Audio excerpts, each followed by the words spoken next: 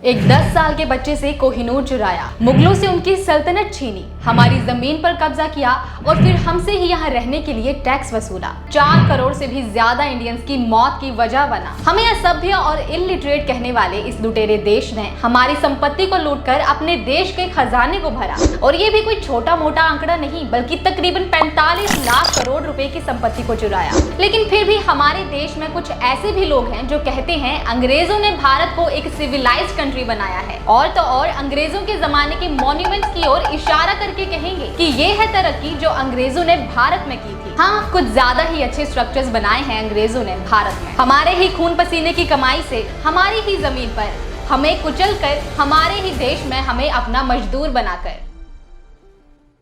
आजादी, जब भी हम इस वर्ड को सुनते हैं तो हमारे दिमाग में एक स्टोरी लाइन क्रिएट होना शुरू हो जाती है और हमें याद आते हैं अंग्रेज, उनका अत्याचार, जाबाज इंडियंस, सन 1947 और भारत की आजादी। लेकिन हमें आजादी यूं ही नहीं मिल गई थी। हमारी आजादी सबूत है हर एक देशभक्त भारतीय के बहे एक एक कतरे खून का। लेकिन ऐसा तो क्या हुआ कि उत्तर प्रदेश से भी छोटे एक नॉट सो रिच देश ने भारत जैसे इतने बड़े देश पर कब्जा जमा लिया। यहाँ तक कि ब्रिटेन उस वक्त कुछ खास पैसे वाला देश नहीं था। ये जितनी भी अमीरी आज आप ब्रिटेन की शान और शौकत में देखते हैं, वो सब हमारे ही कंट्री से चुराई गई है। यहाँ तक कि उस जमाने में भारत को एक सुपर पावर समझा जाता था, बिल्कुल वैसे ही जैसे आज अमेरिका, रशिया और चाइना जैसी कंट्रीज को समझा जाता है। किसी भी एरा में किसी भी सुपर पावर नेशन को कॉन्कर करना कोई बच्चों का खेल नहीं है।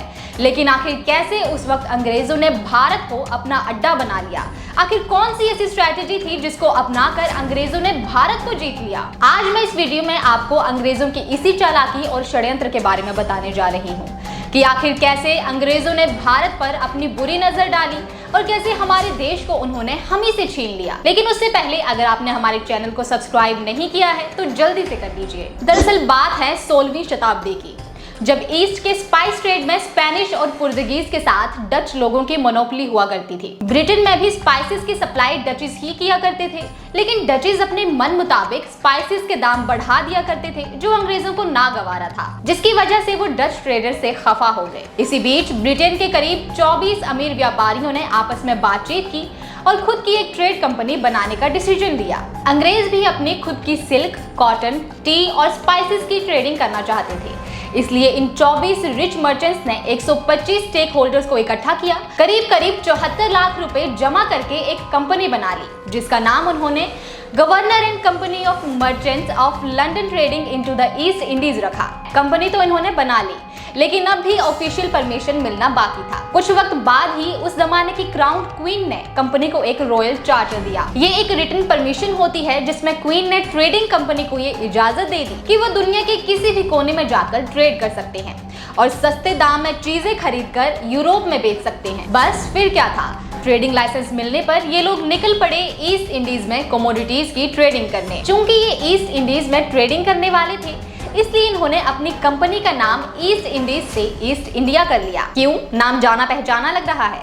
आप बिल्कुल सही समझ रहे हैं, यही है वो ईस्ट इंडिया कंपनी और अभी अपने शुरुआती फेज में है। लेकिन क्या आप मानेंगे अगर मैं कहूं कि शुरुआत में इस कंपनी का इंडिया आने का कोई प्लान नहीं था। दरअसल रॉयल ऑर्डर्स के मुताबिक ये केप ऑफ गुड होप के ईस्ट से लेकर स्टेट्स ऑफ मैगेलन के वेस्ट तक ट्रेडिंग कर सकते थे, लेकिन वहां ट्रेडिंग करना काफी एक्सपेंसिव था और ब्रिटिशर्स उस वक्त इतने वेल्दी भी नहीं हुआ करते थे, और होते भी कैसे, अभी तक भारत को लूटना जो बाकी था। पैसों की कमी के चलते उन्होंने अपनी कंपनी को एक जॉइंट स्टॉक कॉर्पोरेशन में कन्वर्ट कर दिया, जिसके मुताबिक स्टेक होल्डर्स को कंपनी में बस पैसा लगाना होता था और जब कंपनी को फायदा होगा तो स्टेक होल्डर्स भी मालामाल हो जाएंगे। लेकिन इस कंपनी की इतनी खस्ता हालत थी कि कोई इनके साथ काम ही नहीं करना चाहता था। बस फिर क्या था, इन्होंने यहाँ वहां से लोगों को उठाना शुरू किया, कहीं किसी जेल से तो कहीं किसी मेंटल असाइलम से। इन्होंने वर्कर्स को इकट्ठा किया और निकल पड़े मलुकू आइलैंड की ओर। लेकिन जैसे ही ये लोग इस आइलैंड पर पहुंचे, उन्होंने देखा कि वहां पहले से ही डच ट्रेडर्स मौजूद हैं जो वाकई बहुत अच्छी ट्रेडिंग कर रहे हैं। ब्रिटिशर्स को लगा कि यहाँ तो बहुत कंपटीशन है,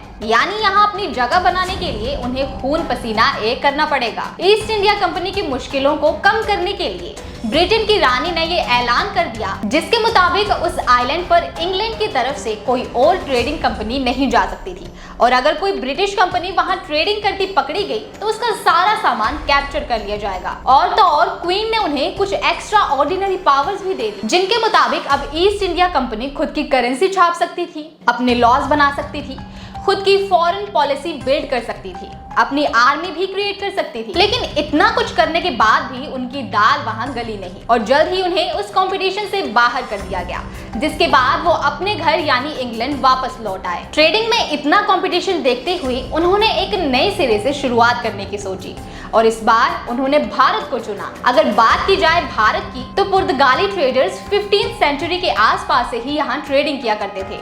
उस वक्त मुगल एम्परर्स भारत में रूल किया करते थे और यहाँ ट्रेडिंग करने के लिए उन्हें मुगलों की परमिशन चाहिए थी। लेकिन मुगल अंग्रेजों के साथ हाथ मिलाकर पुर्तगीज ट्रेडर्स को नाराज नहीं करना चाहते थे, इसलिए उन्होंने ईस्ट इंडिया कंपनी के लोगों को वापस भेज दिया। लेकिन इन्होंने हार नहीं मानी। वहीं ब्रिटेन का क्राउन अब एक किंग के पास था।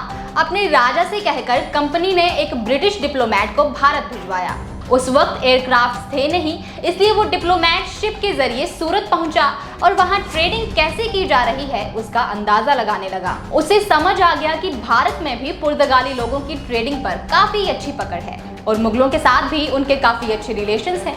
इसलिए सूरत से वो सीधा आगरा पहुंचा, जो उस वक्त भारत की कैपिटल हुआ करती थी। वहीं दिल्ली के सल्तनत के शहंशाह जहांगीर हुआ करते थे। ब्रिटिश डिप्लोमेट ने तरह तरह की कोशिशें की जहांगीर को इम्प्रेस करने के लिए और मोस्ट इम्पोर्टेंटली उसने इंग्लैंड के साथ ट्रेड करने से रिलेटेड डील्स के फायदों को गिनाना शुरू कर दिया। लगातार 3 साल तक कोशिश करने के बाद आखिरकार ईस्ट इंडिया कंपनी को भारत में एक लिमिटेड एरिया में ट्रेडिंग करने की परमिशन मिल जाती है, जिसके बदले में ईस्ट इंडिया कंपनी को सालाना टैक्स देना होता है। सन 1613 में ईस्ट इंडिया कंपनी सूरत में अपनी पहली फैक्ट्री सेटअप करती है। इसके बाद वो सी पोर्ट्स और भारत के दूसरे इलाकों में भी एक एक करके अपनी फैक्ट्रीज बनाना शुरू कर देती है। सन 1662 में इंग्लैंड के उस वक्त के किंग एक पुर्तगीज क्वीन से शादी कर लेते हैं और दहेज के तौर पर उनको भारत में समुद्र के पास का एक इलाका दे दिया जाता है, जो उस वक्त पुर्तगीज के कंट्रोल में हुआ करता था। इस इलाके को हम आज मुंबई के नाम से जानते हैं। मुंबई पर अंग्रेजों का कब्जा हो जाने की वजह से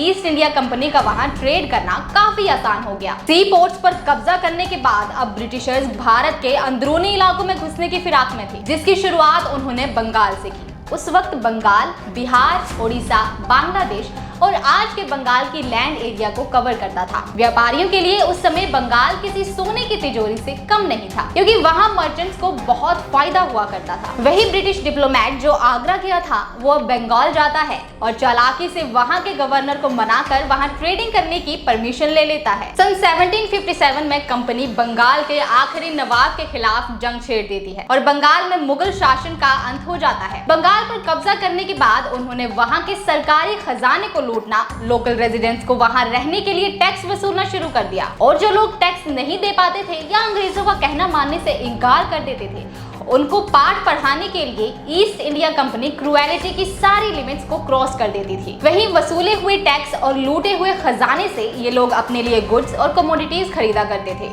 साथ ही लूटे हुए खजाने को वो हाथों हाथ इंग्लैंड भी भिजवा दिया करते थे। ऐसे ही धीरे धीरे राजा महाराजाओं को बहला फुसलाकर और आम लोगों पर अत्याचार करके उन्होंने साउथ इंडिया समेत भारत की उस वक्त की राजधानी आगरा को भी हथिया लिया और भारत की सारी संपत्ति को लूटना शुरू कर दिया। भारत से लूटी हुई दौलत का सिर्फ आधा हिस्सा ही काफी था उस वक्त ब्रिटेन की इकोनॉमी को चलाने के लिए। जहां सन 1839 तक कोहिनूर सिख राजा रणजीत सिंह के पास था, वहीं राजा रणजीत सिंह की डेथ के बाद उनके 10 साल के बच्चे को मजबूर कर दिया जाता है इस बेशकीमती हीरे को अंग्रेजों को सौंपने के लिए। वहीं अब इस चोरी किए गए हीरे को अंग्रेज अपना सम्मान समझते हैं और वहां जो राजा या रानी बनता है उसके ताज पर कोहिनूर को जड़ दिया जाता है। यानी एक तो चोरी की, ऊपर से लूट को ग्लोरीफाई कर रहे हैं। सन 1857 में ईस्ट इंडिया कंपनी के लिए काम करने वाले कुछ इंडियन सोल्जर्स ने विद्रोह करना शुरू कर दिया, जो करीब 18 महीनों तक चला। इस मूवमेंट के दौरान कंपनी ने इंडियंस को बुरी तरह से टॉर्चर किया